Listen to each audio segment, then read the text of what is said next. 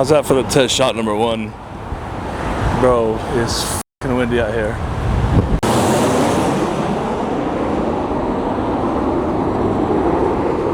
Ooh, now Southwest 4545, Chicago Midway.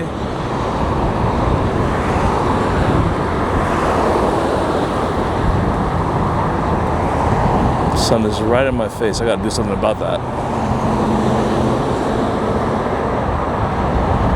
I've been sick for like almost a month with some weird freaking bug, dude.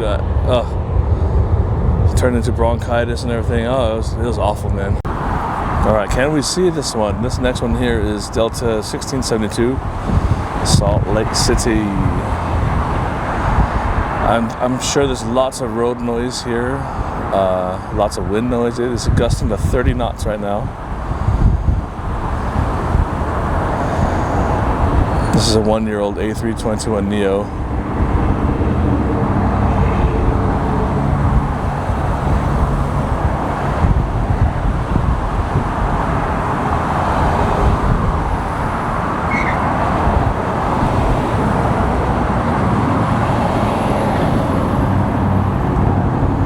I like a functional mascara about the eyes of it.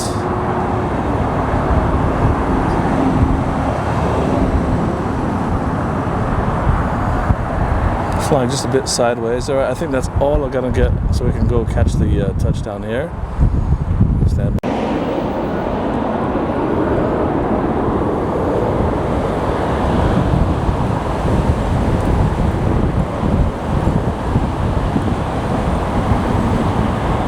There, look at that.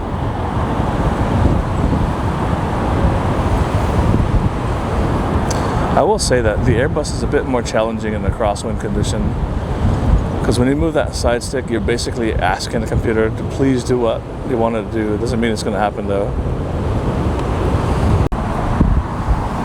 Next up is American 3185 from DF&W.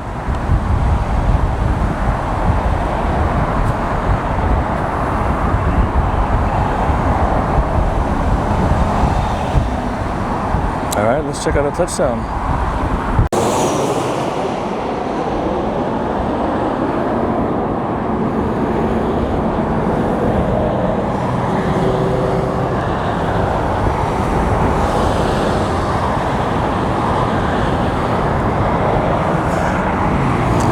Look how quickly the smoke travels to the left. That is a pretty windy day out here.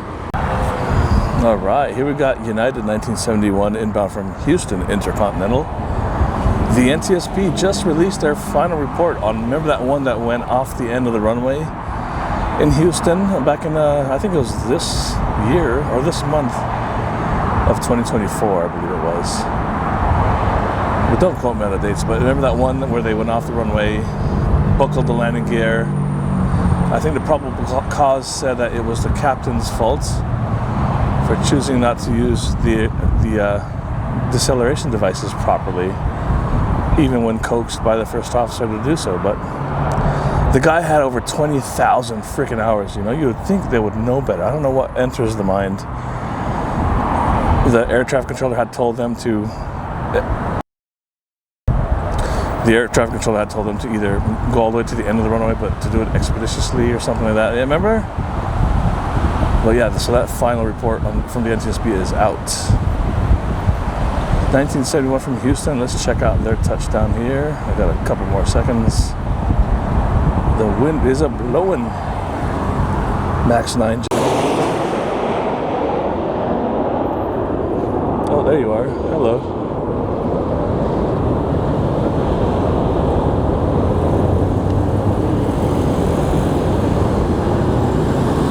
Nice. Okay, that was great.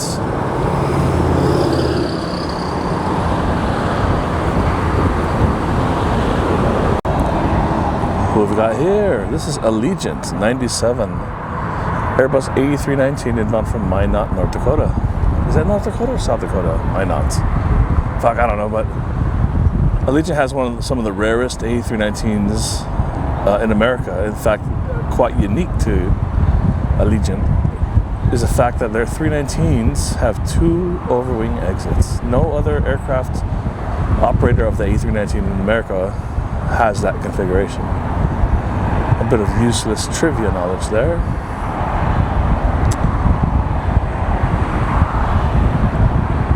I wonder what there is to do in Minot. Anybody know? Let me know.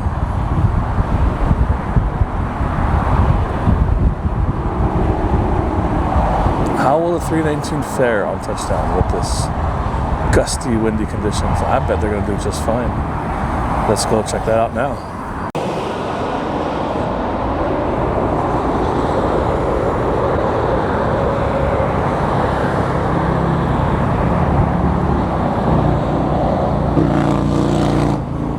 Will they straighten out?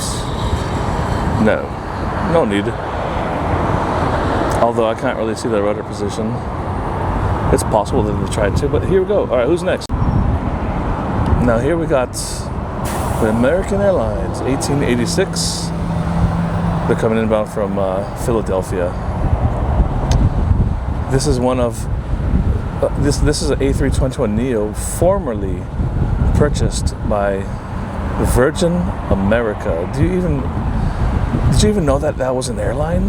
Virgin America. And this would have had a tail number such as 920 something VA. Now American is giving it 956XV for ex-Virgin. These particular Neos are not configured for ETOPS operations, so they only do CONUS flights. They might go down to Mexico or Canada, but that's about it, just mainly the lower 48. Now, the Neo is a bit more tricky to land in a crosswind on touchdown, especially if they're doing flaps full. I doubt they are, but hey, we're going to check it out anyway. And we'll let me be the judge. I'm kidding. All right, let's do that now.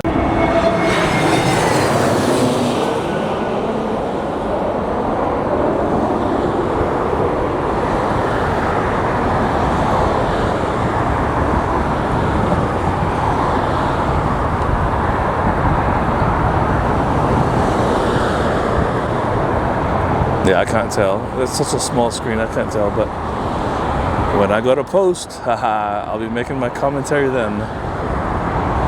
Welcome to Las Vegas, American 1886. All right, this is Delta 2260 from Austin, Texas. And if it's an A320 and it says Delta on it, then what's the rule? It's former Northwest Airlines, guys. Former Northwest Airlines.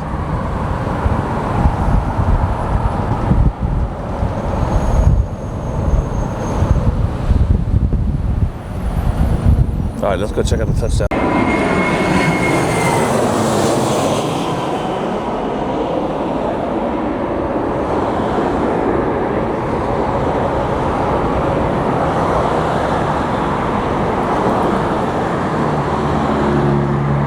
How will they give it to us? Ooh, he's actually straightening it out.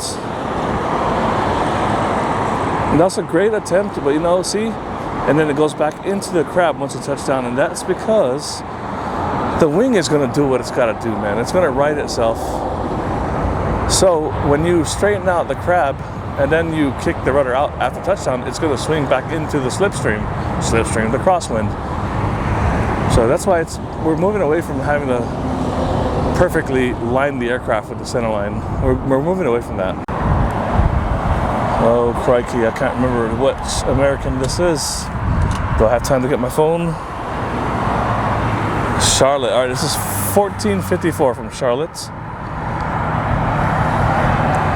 A321, obviously. Whoa, look at that nice little bank there. That's probably a bit of wake turbulence. Let's check out the touch. Love that sound, man. Here we go. No, there's a fucking bus.